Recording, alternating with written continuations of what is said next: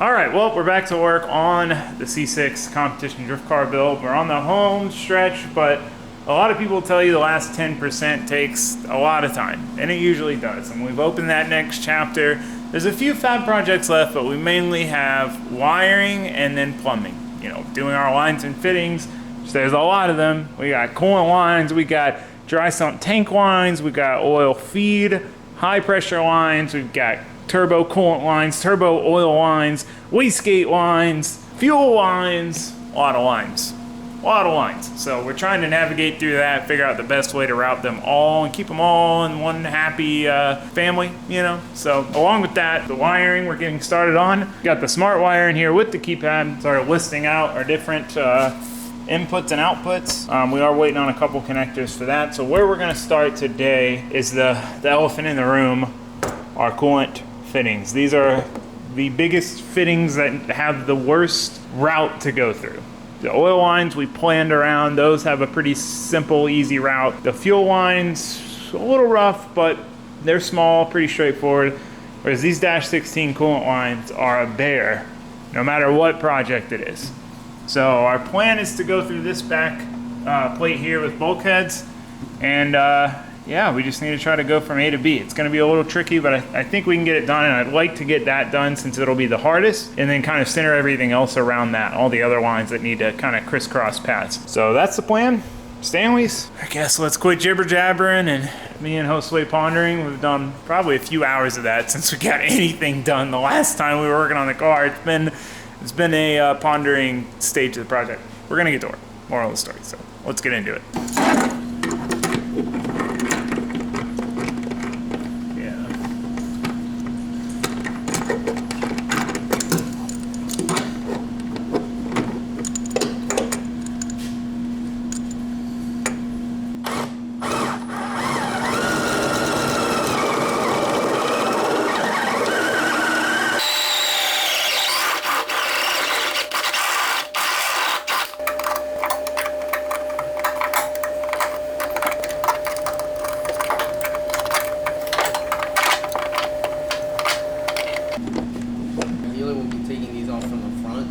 Yeah, exactly. And at that point, headers out, and yeah, if we take them off, we're not having a good time. Yeah, if we're taking them off from the back, we're pulling the engine or something, you know. Oh yeah, that's perfect. Well, I like it here. That should route them exactly how we want them. All right, well, we officially have point A and point B. Now, when I'm doing AN lines, I usually like to build the first part of the line, route the line where I want it to go, and then mark it. Because you never know exactly how it's gonna route unless you have the actual line. Some cases you could just use something else, but in this situation, it's gonna be critical how long we make the line to get all the bends and keep it away from the exhaust. So it's time to make our first Earls Ultra Pro. These are really nice. Now the really cool thing about these Earls, and if you're gonna buy high quality AN fittings and get PTFE, get these, man. They're a convoluted inner liner. So you can kind of see it on this diagram here. What that means is it is super, super flexible compared to a standard PTFE. If this was standard PTFE, we would not be able to make this line routing work. If you don't need to make tight bends, that's okay, but the convoluted stuff bends like freaking rubber hose.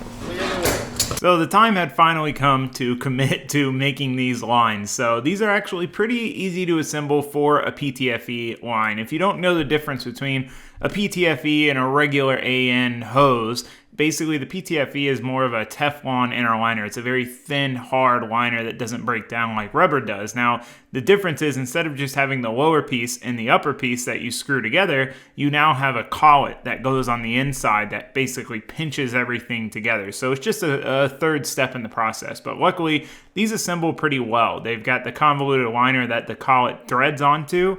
So really not too bad, but you're always trying to avoid poking yourself with braids. So we get the first line in. Like I said, I like to put one end on, put it in, fully routed in place, and then mark it, pull it out, and cut it. So we've got it marked where we want it. And this time we try to cut it with the AN line cutter, but it just did not work as well. It just wanted to pinch the inner sleeving. So they recommend that you cut it with a bandsaw. They do recommend a specific blade that I don't have, but from now on we're going to use the bandsaw. It's a little violent, but it leaves a cleaner cut and doesn't try to pinch it so much and oval it out, making it hard to get the fitting on. Another thing that's kind of tricky, especially if you're doing heat sleeve, is the order of operations, right? So you got to get the one fitting on, then we cut it, then we need to put the sleeve on, then we need to put the other B nut on, then we need to put the collet on. You know, it's just, you kind of got to make sure you don't miss a step, because if you end up fraying the end, it's going to be impossible to get the fittings on. So you kind of got to do that right after you cut it before you start trying to put the end fitting on. So we get that line made, we get it put back in place, and now it's time to make line number 2. So we went ahead and put the first fitting on, routed it the same way. Now these lines have the trickiest routing of the whole car. None of the other lines, at least so far, have a routing like this. They're basically going between the header and the downpipe. They're making a tight turn. They got to go over and hug the block, then come up and 90 into the firewall. It's a tricky route to get, and your length is going to kind of dictate how you can route it. So it was really important that we got that right. So we blew them out. Really important to clean your lines out. Not so important on this, being that it's just a coolant line, but a fuel line, an oil line, crucial, and you might as well clean out the coolant line too, because why not? You might as well have some clean lines. So this is the last line, the last fitting. So we thread on the collet, thread in the fitting end, and that's a line done and dusted. So now it's time to route this one and try to take a look at how we're gonna route these and secure these and try to keep them away from heat. At least we heat sleeved them, so we got a little protection there. All right, 2 lines are done. Probably 2 of the most complicated lines. We're gonna bracket them to the block like that. I know the line routing seems a little convoluted, but this is convoluted hose now. It's just to keep it away from the exhaust and the steering shaft. If the steering shaft wasn't here, it'd be a piece of cake. We could let them run wide, but we don't want them resting on the steering shaft, because then, 1, the steering shaft is going to rub on them, but 2, it'll add resistance to the steering. Neither of those things we want. So, 2 lines done. So with those lines done, we're closing in on the point where we need to put the intake manifold back on. But before we do that, I need to get this oil pressure adapter fitting to run an AN line to our Rife sensor block in, so we don't have to pull the intake manifold off later to do that, and we know if we have the right lines or we need to order more. So from there, now that the coolant lines are done, our big debacle was where to mount the fuel pressure regulator, because we weren't sure where we wanted to run the coolant lines. If we wanted to run them through here or there, now that we have them routed, we can commit to the fuel pressure regulator mounting. Now, unfortunately, a little difficult to get the rib nut tool in there. Luckily, we made it very easy to remove these fender arches, so we just pop them off, get 1 rib nut in, bolt it up, mark the second hole, drill it out again, put the second rib nut in, and then we can mount our fuel pressure regulator up and start plumbing to it. So that's another big thing off the list. Another thing we were pondering a lot was where to put this regulator, and we finally committed to it. All right, well, fuel lines are finally coming along. So we got the main feed line done, the one we had the little issue with the fitting last time. It just had a little bit of wire caught in the braid, which is, it's a bad time. So we got another 120, because it is literally the perfect fitting for this, to angle it just right through here. So we've got our spin-on filter, so basically it'll feed out of the surge tank setup into the spin-on filter and then out up to the rails. He's also got the return hooked up to the regulator, routed all the way back here. He's about to cut and finalize that. While he's doing that, I'm gonna have to do a little modification to our firewall. Even with our ORB 90s, we still can't get the intake all the way on. The fitting just touches the firewall there. So we're gonna just do a little notch job, see if we can make enough clearance to put the intake on. So that way we can put it back on now that all this is done, and then we can make these lines. So let's get that done before we dive into anything else.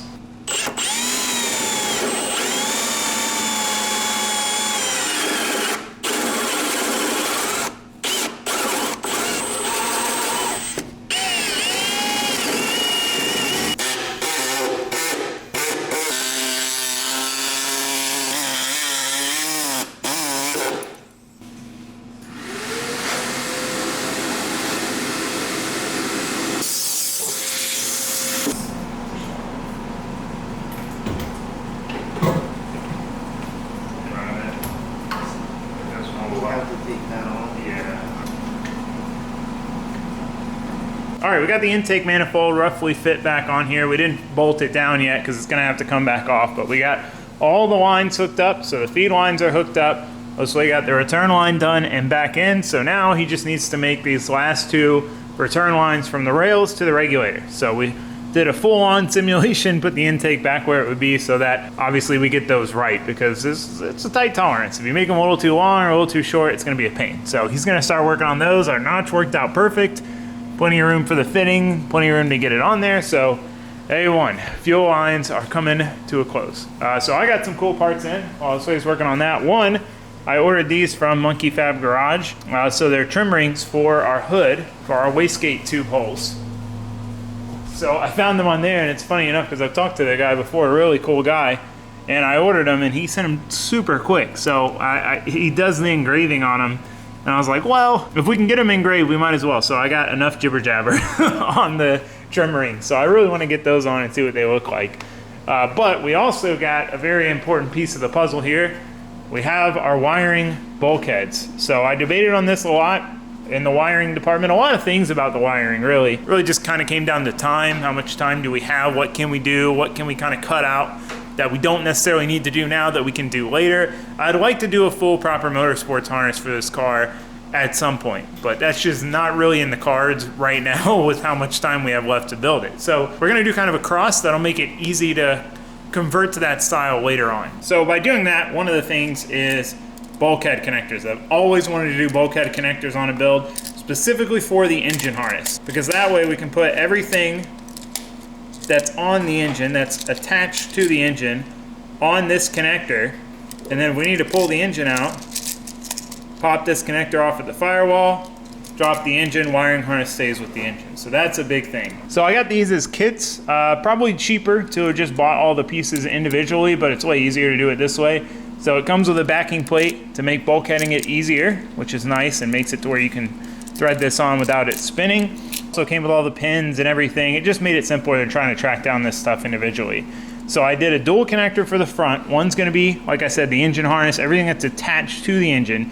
And the other is gonna be all our auxiliary sensors, headlights, some little blower fans that we're gonna use, all of that stuff. All of the chassis side will be on its own connector. So those will be independent. And then we have a 16-pin connector for the rear firewall. And this is gonna be for, you know, the fuel pumps, the fans, pretty much all our heavy current stuff is back there. So this one is 16 12-gauge pins. So it's a compromise, right? These are the same shell size, so you can only fit so many. So like this one has some smaller ones, some medium size, and then some big 12-gauge ones. This one has mostly smaller stuff like we'll need for the engine harness and a few bigger sized ones. So hopefully I got this right, and this does everything we need as far as sizing. So another thing is to use these, I had to get the fancy, expensive Deutsch solid connector crimper tool. So those of you who know about wiring, Deutsch connectors are awesome. They're my favorite. They're really big for what they are if you're using small wire, but they are super easy to service. So I've always used them with the stamped pins. So this is kind of like a traditional pin you'd see in a lot of scenarios. It's not really the right pin style for these, but the crimper for this is a lot cheaper, so it's more common. Whereas I got a kit, since we now have the fancy crimper, to do the solid contacts of solid contacts, which will work with the Deutsch connectors we already have. So like I said, we're compromising. We're doing a mid-grade fancy wiring build. So we need to figure out where we're gonna put these bulkheads. This one will be easy, we got plenty of room, but this one, we're running out of real estate up here. But I wanna let Josue finish up with these fuel lines first before we commit to mounting that somewhere. So like a lot of things on this build, we tried to mount these many different places, and this double connector one was just too big to fit on anywhere we had. We just didn't have a big enough flat spot to mount the whole thing. So I decided to split them up and make 2 single bulkhead connectors. Now I also tried to mount the bulkhead connector by itself. It is meant to be a bulkhead. However, without any backing plate, the backing plate keeps it from spinning. It would just spin. You know, you can get it as tight as you want, and after taking the connector off a couple times, it would spin and loosen up, which if you got to reach back there with your hand to hold it while you take it off, it defeats the purpose. So I wanted to use the backing plates. They were definitely the right call. I should have got 2 singles instead of 1 double, but we made it work. We cleaned them up. They don't look too bad split up. There was just enough real estate to make it work. So we drilled our first hole. This one's for the chassis plug. Got 2 holes drilled, bolted it in, drilled the other holes. Kind of the same process we do with rib nuts, just to make sure everything goes in the right spot. The last thing you want to do is drill a hole that's just slightly off enough to where you can't use it and you can't drill a new hole. So we got all 4 holes done. We got all the bolts in, we got both connectors in, bulkheads are done. All right, we got our bulkheads mounted. Pretty happy with how that turned out. Having to split them up kind of panned out really, because this one's gonna be for the engine, that's gonna be for the chassis harness. It'll be really nice to be able to have that for everything that's attached to the engine. So if we need to pull the engine in a hurry, pop that disconnect, leave the wiring harness attached, pull the engine out. Ultimate goals. So really happy to have those done. We also got the final fuel line in. So our feed line to the filter, done and dusted. So that means all of our fuel lines are finished up. So the fuel system's pretty well done. We need to do the vent line, we need to put our filler neck in, and we need to toss our injectors in.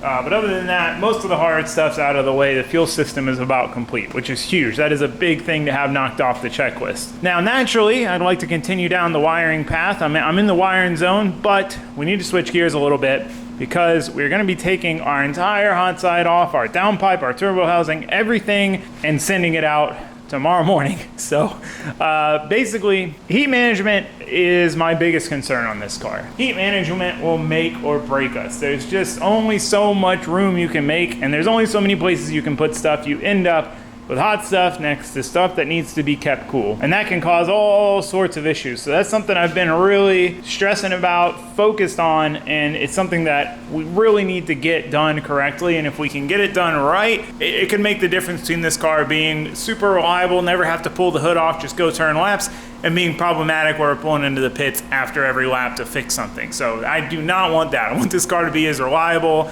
and simple and maintenance free as possible. So been looking into heat management. I found a system that is really cool. It is super efficient, works really well. They basically model your headers or your exhaust, whatever it is you want wrapped, and do this kind of space age metal wrap with an air barrier, and it works phenomenally well. I mean, it drops temps like 600-700 degrees. So that's really what I want to do on this car. I think that's the best way to go with how close some of the stuff is that we have. The only downside is it's not a simple process that can be done in a day or so. It takes some time, and we have to send the whole system out to them. So I've been talking back and forth trying to figure out a timeline, and kind of good news, bad news. Good news is they're going to be able to get it done in a reasonable timeline. The bad news is not quite fast enough to get the car done for round 2, which I'm honestly okay with, because round 2 of clutch kickers is a pretty simple infield layout where this car won't really have a huge advantage over the Miata. So it's not really a big deal. It doesn't, to me, it really doesn't make that much of a difference to take the Miata versus this car. However, we should have it back in time to not only get the car together, but have a little time for testing before the Riverside $50,000 shootout. So that's up in Indiana, and that should be a huge event. A bunch of Pro 1 drivers, Pro 1 cars are going to be coming out. It's a $50,000 payout event. If there's any event we need to have the car done for, it's that. So luckily they should be able to get it done by then, with leaving us about a week in hand for testing. So that's the good news for me. But again, it does mean we are going to be taking the Miata again to round 2, which I'm totally okay with. I want to get this car done right. That's my #1 priority. That's my first goal. So that being said, time is of the essence. We need to get this stuff sent out first thing in the morning, and we got a couple of little things left to do before we can call this done and dusted and send it out. Because once we send it out and get it wrapped, it's going to be hard to make any modifications. So that's what we're going to work on now. So I really need to quit jibber jabbering and get into it. So the first thing that we needed to do was mount our O2 sensor bung. This is something we hadn't done yet, we hadn't finalized, and this needed to be done before we sent the system off. Now we had 2 bung options to choose from. We had the heatsink one and the regular one. I wanted to use the heatsink one, but it was so long that the probe didn't stick down into the exhaust, so we decided to use the shorter one, which is probably a better option anyway, because we are pretty tight on space here. So I've never actually removed the downpipe with the front end on the car, so we could have easily just removed the front end and made this a lot easier, but I wanted to see for the future reference if we could get this out with the front end on. It's one of those things, once you figure out the little puzzle of how to get it out, it's pretty easy to do the next time. So with it out, we had our hole marked for where we wanted the O2 sensor to go. We just had to drill out the hole and then get ready to tack in the O2 sensor bung. So this is one of those things where, as simple as it seems, if you do it wrong and put it in the wrong place, it's going to cause you a lot of grief. It's going to be very hard to come back from this and redo it and put it somewhere else. So we just went ahead and tacked it, put the sensor in, and then wanted to see if 1, the downpipe fitted all with the sensor, but 2, if we could get the downpipe in and out with the sensor in, which would be ideal. Unfortunately, we were able to do that. So while we were working on that, Josue was starting on the dry sump lines. These are pretty much the last lines that really kind of revolve around the exhaust that we wanted to do before we didn't have the exhaust to work around. So he started getting that done. We got the first line cut to length, and then I went back to work on welding in this O2 sensor bung. So these are pretty nice to weld. I enjoy welding them. They're nice and thick, and this is some pretty thick stainless that we used on the downpipe. So it's certain things that are just nicer to weld than others, and this was a particularly nice thing to weld, other than having to try to rotate the pipe and not knock the back purge line out. That's always a little tricky. All right, we got our O2 bung welded in. Welds came out really nice on this one. Nice, consistent bluish purple color. A little bit of light blue and gold over there, but all in all, pretty happy with how that came out. Looks nice. You're not gonna really be able to see it once we get this service done, but at least I'll know. I'll know, that's what matters. And Josue started working on the dry sump lines. So this is a big thing. We've been waiting a while to do these lines, and these lines are really kind of what we built the turbo kit around. They were the biggest obstacle, if you will, because we got 3 -16 lines that need to go from the tank to the pump, and then a -12 line coming out. So this is the first. So these are the Earl's crimp fittings, which are sweet because we were able to get these direct to ORB fittings that make it way lower profile going into the pump. However, we don't have a crimper. Crimpers are big and pricey if you're not going to use them that often. So we're going to have to go use somebody's crimper to crimp them. Now, the scary thing is if this fitting rotates at all in here and then we crimp it, it's not going to line back up. We can't rotate this once it's all crimped. So we got to be real careful to keep everything clocked correctly. But that's why we're going to go ahead and build them all out now while we have the headers still in here. It's really the last thing that absolutely needs to be done while the headers are here. So anyway, first one done, super lightweight. I love this line and these fittings. Super light. The sleeve's probably the heaviest part, but better safe than sorry. So anyway, I'm gonna quit jibber jabber and let Josue throw this back in, let the downpipe cool down a little bit more and get it tossed back in and move on to the next thing. I just wanna make sure it fits, even though we gotta take it all back out. So we test fitted the downpipe back in again, even though we knew it fit when it was tacked. It's just, I've been burned before by not checking things, and if we're gonna send this out to get this service done, I wanna make sure it is all 100%. So with that good, went ahead and took that out, started helping Josue with the line. So he started routing the next line, and it's one of those processes. It's a bit tedious to take the line in and out, put one fitting on, put the line in, route it, tape it, pull it back out, cut it, so on and so forth. So we got that line cut. He started working on getting the sleeving on. We decided to sleeve all these lines, even though we're protecting the headers. And the lines, you know, we built the headers to be far away from the lines. It's just a little extra precaution. I'd rather be safe than sorry. It's a little more weight, but one of those things. We wanted to be safe and not risk burning up a line. That's the last thing we want. So while he's continuing on that, it was time for me to start pulling the turbo kit apart. The only thing I need to leave on is the passenger side header for him to finish up those lines. So I get the crossover off, I get the exhaust housing off, and start working on getting the driver's side header off. This one's far easier to pull off than the passenger side. Then you don't even need a wrench to get on any of these. It's amazing. I'm so happy with the serviceability that we built into those. So with that done, helped him cut the last line, and then I started drilling out our crossover. So we need to add our back pressure sensor provision in here. So we're going to be using an EGT bung since it uses a 1/4 inch crimp compression style deal. So we can run a 1/4 inch hard line to a damper, to a soft line, to our sensor. It's kind of elaborate the way you've got to do back pressure since it's so hot, since it's your exhaust gas. So this was the best way I could come up with to do it, and the only thing we really had in hand other than drilling and tapping it, which we could have done since this is a pretty thick cast merge, but this seemed like the best route, and it would be easy for them to wrap around. It would be kind of a very obvious thing to leave open. So we get that welded in, and then I wanted to check this over one more time and make sure I didn't miss anything. I didn't have any little pinholes that could cause us grief later. I left one pinhole in the Saphiro's downpipe, and it soots all over the hood just from one tiny pinhole. So imagine that in the hot side.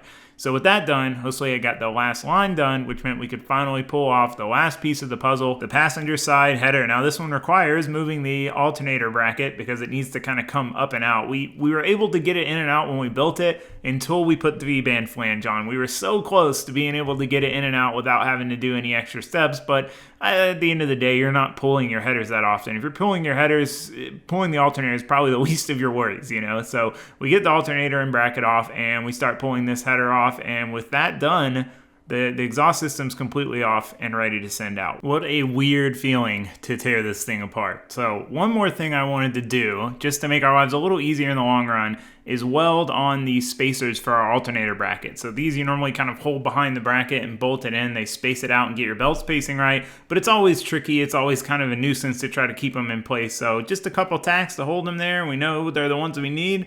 Just make our life a little bit easier. Well, that should make things a little easier taking this thing on and off. We shouldn't have to take the whole thing off very often, but one less thing to worry about losing while you're taking it off. It's always tricky to try to catch those things, so happy to have that done. It's one of those things, I thought about it last time I took it off, but I forgot, so I was like, I gotta knock this out right now, or I'm definitely gonna forget again. So here's a quick look at the dry sump lines without the header on. Really, really happy with how these turned out. The color combo with that gold crimp is just so good. Now, they have silver crimps, which would have matched our theme that we kind of got going here better, you know, the black and polished or the black and silver, but I just couldn't resist. I couldn't resist putting a little bit of gold flare in the base somewhere. Man, these look freaking snazzy. So those went together really well. The line routing panned out pretty much exactly how I hoped it would. You never really know until you start trying to bend the line the way you need it to go.